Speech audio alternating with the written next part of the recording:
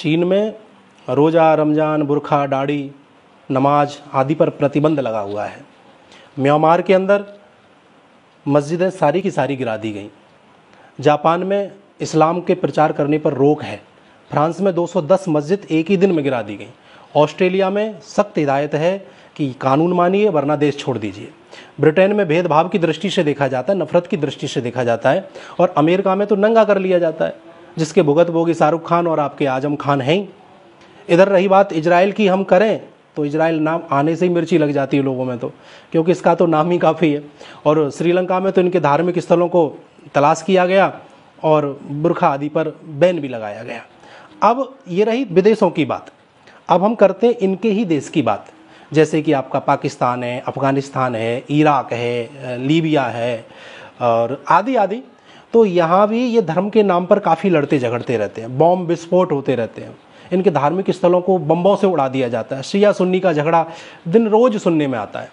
अब हम करते हैं अपने देश की बात। जब चाहें ये तिरंगे को जला देते हैं, तिरंगे का अपमान कर देते हैं। जब इनका जी आए तब भारत माता को डायन कह देते हैं, भारत माता को गाली दे सकते हैं। जो देश का राजा है उसके लिए अनाप शनाप बोलने में ये देर नहीं लगा सकते। और हमारे देवी देवताओं की जब मन करता तब इनका नंगी पेंटिंग बना देते हैं। और पाकिस्तान जिंदाबाद के नारे तो अब आपको लगभग हर चुनावों में और हर गलियों में सुनने के लिए मिलते रहते हैं। ये हमारे देश में ही इनको परेशानी है, हमारे देश में ही इनको सबसे ज़्यादा कष्ट लगता है।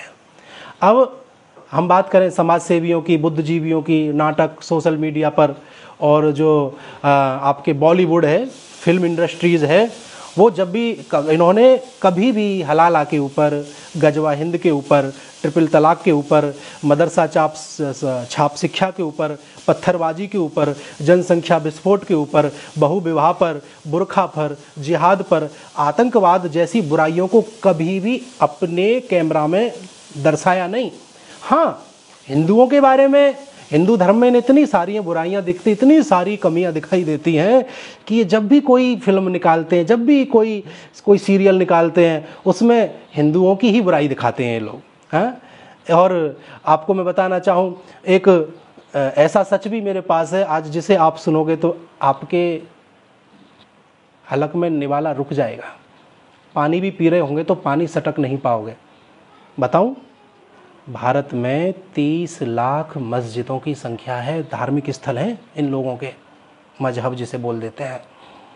और अन्य कहीं भी इतनी संख्या में इनके ये स्थल नहीं है। वॉशिंगटन में कुल 24 चर्च हैं, लंदन में सिर्फ 71 चर्च हैं, इटली में सिर्फ 68 चर्च हैं, और पूरे हमारे जो एक दिल्ली के अंदर ही, एक राजधानी के अंदर ही केवल कुल 56 चर्च हैं। कुल दिल्ली के अंदर इनके 56 चर्च हैं, और किसी के पास इसका कोई जवाब नहीं है। जरा विचार करिए धर्म प्रेमियों, राम बूट हाउस, शंकर छाप गुटका, तरह तरह के जितने भी, लक्ष्मी बॉम्ब चला था, आपने काफ़ी सुना होगा।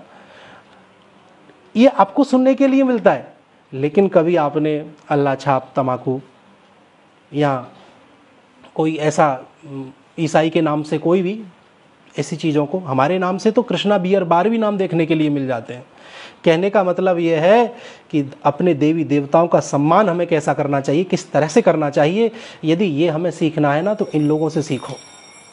मुझे पता है कि इस पोस्ट को जो सच्चे हिंदू प्रेमी हैं, जो सनातन प्रेमी है, वह तो शेयर ज़रूर करेंगे, लेकिन कुछ लोग इसे शेयर नहीं करेंगे। उसके पीछे कारण है।